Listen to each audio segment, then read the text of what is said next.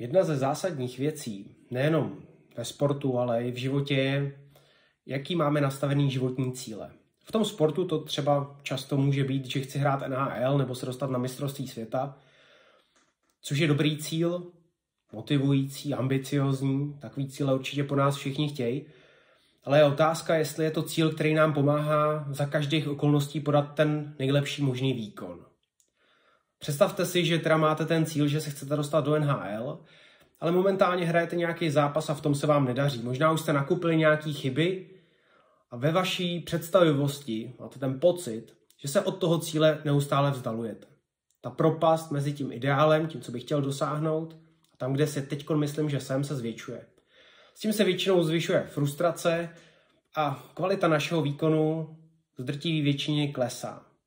A proto to nejsou úplně dobrý cíle, alespoň ne dobrý cíle na hru.